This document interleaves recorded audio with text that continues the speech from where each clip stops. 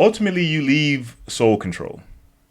Yeah. Now, from the outside looking in, like I never understood why you left because one, you had put in so much work under that banner, and now that we're finding out some of that work you were putting in, you weren't even all the way in the crew, right? Like starting with the Freestyle Sessions 3. But and then it was like a great crew. You guys had good members, good chemistry, you guys were winning battles, traveling the world. Why would you hmm leave?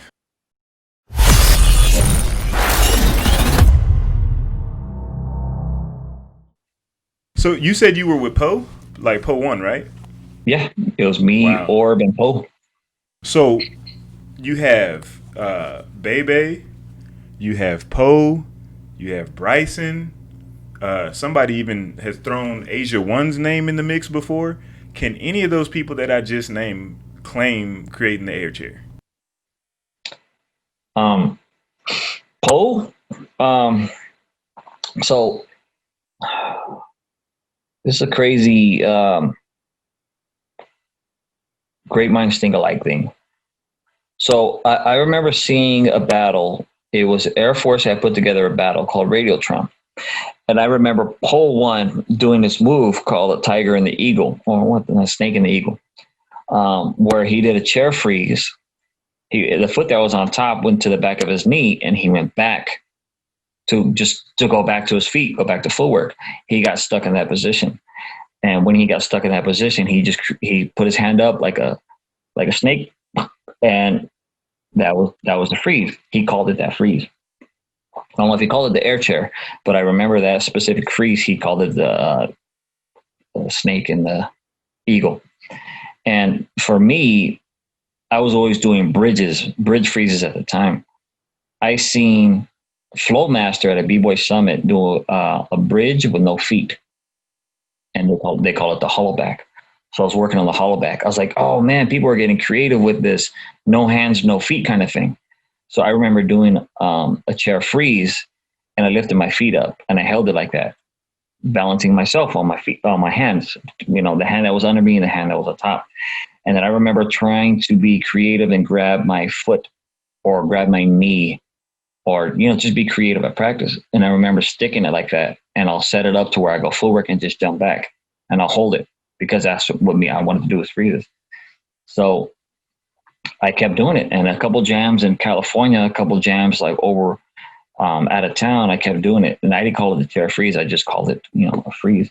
And a lot of people told me too, like, "Hey man, I remember I remember seeing this movie you do, man. It was so dope, and I have an idea from it.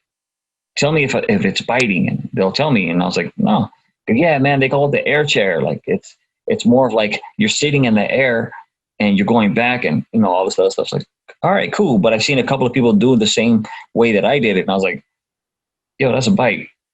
So I don't know. I would like to say I had a hand in it, because if I said I created it, I guess I would be full of ego. But I had a hand in innovating it.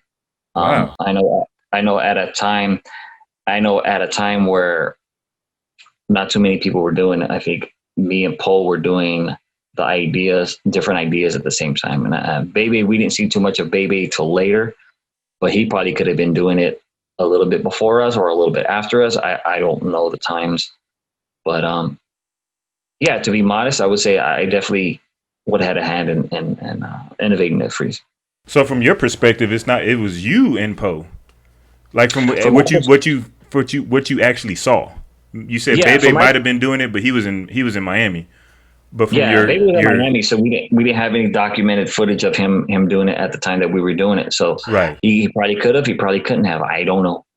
Um, but Cole had a freeze that he did from that position that he called Snake and the Eagle. To me, I had the position itself tailored towards being inspired by the freeze that Poe did, Okay. but he had a position for that, and I just had a balanced position. So it was like I stuck to freeze and I balanced it out and I just held it a little longer and I created a lot of different ideas from that. So yeah, Wow. at the time in the West Coast, notable it was Poe creating that freeze and me creating that position, but I wouldn't say that I created the chair freeze. I would say I had a hand in innovating it. No doubt. You might have sparked the mind that created the air chair. I what is it? I lit the fuse. I helped me and Paul helped light the fuse that became a early '90s, early 2000s creative explosion. But also Bryson said that he had an idea like that from Fever One. Oh, okay. So so Bryson, who was a big Airchair guy in the earlier days too, said he got it from Hmm. Fever One. He said that there was some inspiration going on there where Fever One was doing some stuff, or some um, Seattle pioneers were doing some stuff like that, and then that's how he got it. So Fever Um, One was to him what Po One was to you. yeah, pretty much. Okay. And Yeah, okay, so Fever One was a big inspiration to a lot of Seattle cats. Him being an OG and him being active, mhm, so a lot of Seattle cats definitely looked up to Fever. no doubt. Dope, man, dope history. So it is that world famous VHS era, the regional style era, right? Oh my Um, god! I have a VHS. I'm watching it. Something happens, and then a guy walks into the circle and says, "That was two. That was two." Now, do you already is the situation already in your mind, or you want me to further explain? No, no, no. It's I got it. Now, so what I'm saying, subscribers and everybody out there watching, is that Erik was one of the first people to witness with his eyes the continuous Airflare Yeah. that has went from a one Airflare to two Airflares to a trillion Airflares to one arm Airflares to elbow. The move is just crazy amongst the people who dabble in the power. But what was that like the first time you saw that? Oh man, it's kind of heartbreaking, but rest in peace, Pablo. So we were at this place. We were at this place called Tetsi Wills, and the place was known for people playing basketball and recreational activities. And we were on stage, and I remember this guy. I remember this guy being told this guy named Paulo. Paulo was from Holland, I believe.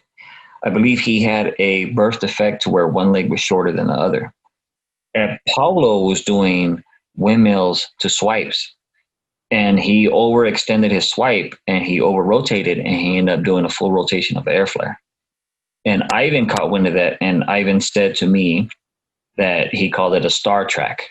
Mm. And then it was for a windmill Star Track. And Some is people that the started move where he used to do the windmill and then pop over and then catch it and windmill again?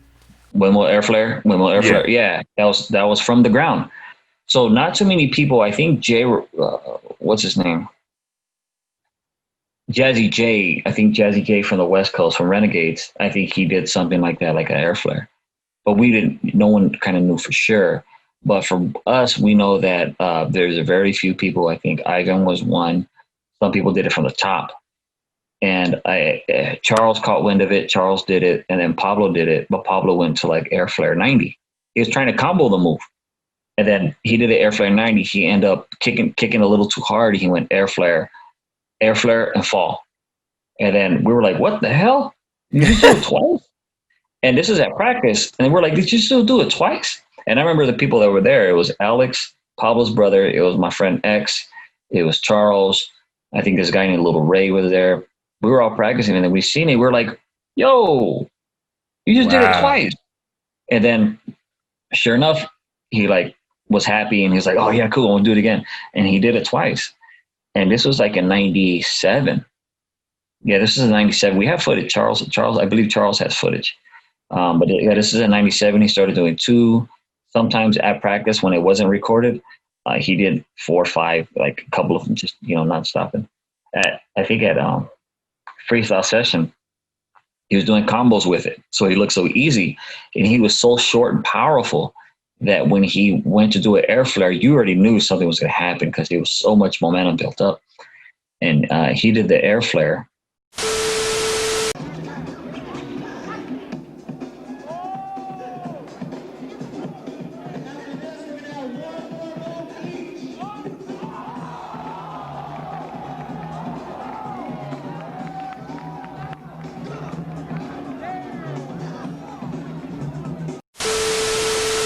I think after Iron Monkey or something like that.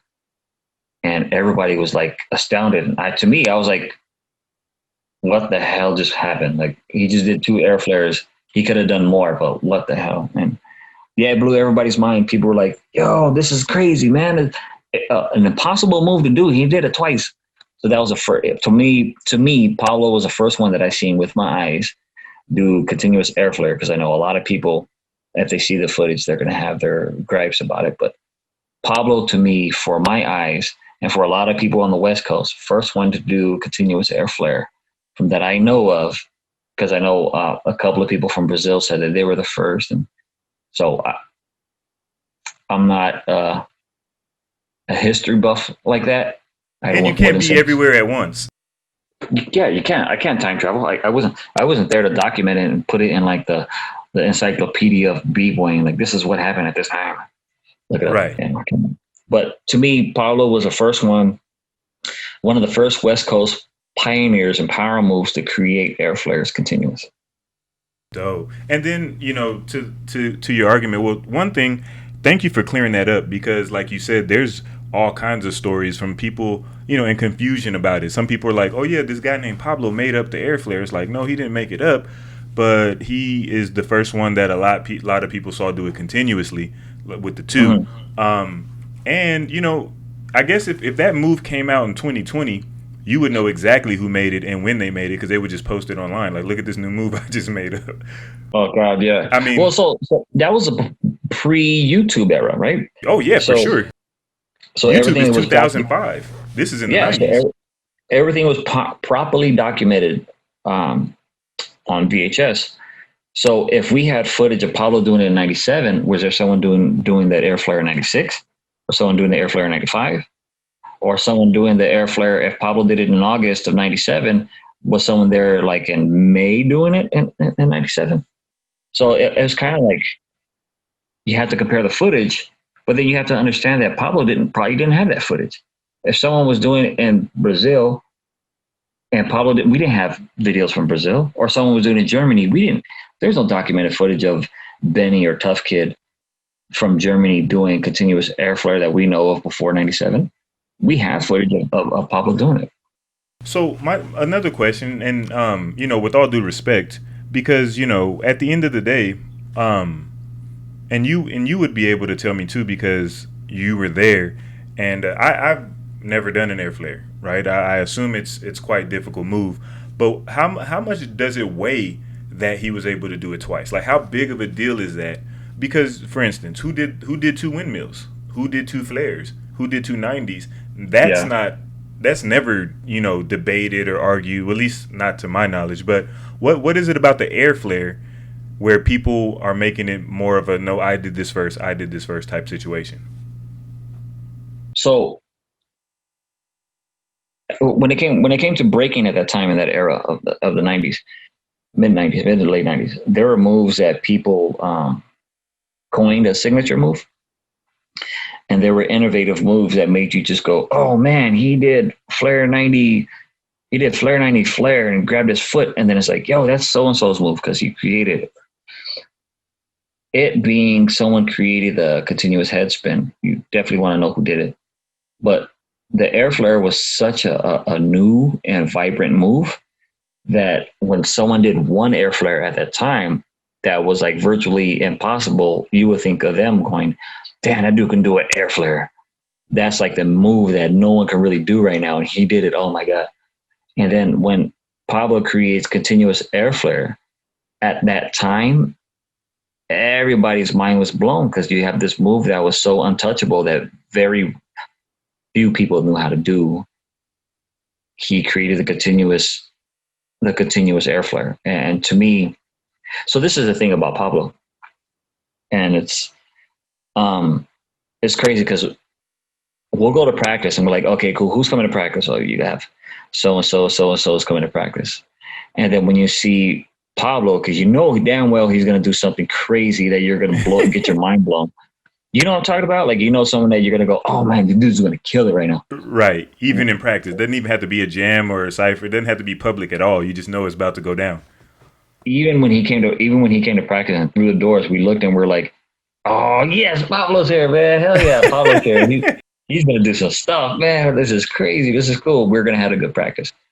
And to me, I had to compete against Charles and Pablo when it came to standing out, like a popularity thing. So me and my boy Marcio at the time, we stuck with foundation, like footwork and freezes and being innovative in that way and routines. So it was kind of like we pushed each other to be better than another. So Pablo creating the Airflare, that feeling and seeing that live was like I was a fan of my friend, you know, and I was like, oh, this like yeah, this is so dope. Like my friend just he's an innovator. He did this. Like yeah, I know Pablo, man. I grew up with him, and to me it was like very very awe inspiring knowing that one of my friends created a move that was very seldomly seen, but now it's like people do multiple air flares. Even when I see it, when I judge it, and people do multiple air flares, I kind of think back, and it breaks my heart because I'm like, only if they knew where it came from. Wow. Yeah, but yeah, it's still awe inspiring because a lot of people that don't know where it came from or who innovated it or where they seen it and who created it, I can actually open up the treasure chest in their ear to be like, oh, here's some gold for you. One of my best friends created that. They're like, what? Created that move, and I can actually. There's probably some footage online, YouTube that Charles probably posted that. Yeah. That's dope. Well, Maria and Rose showed a lot of their dedication to the art of house dancing and being friends and becoming like that connection to being like let's say someone like if someone does a certain move, you go, hey, I want to get this guy in, he's really good, but they don't know their character. So Rose and Maria, they would actually pay for their own flights to go and hang out with the crew and be around the crew and have a friendship and have a family kinship with a lot of the members that were in Soul Shifters. So that became really dope. It became really, as I say, awe-inspiring because you got people that actually want to become friends with you instead of people you see only at practice becoming a crew. So it's more of a family thing with them because I know they studied under Weehum.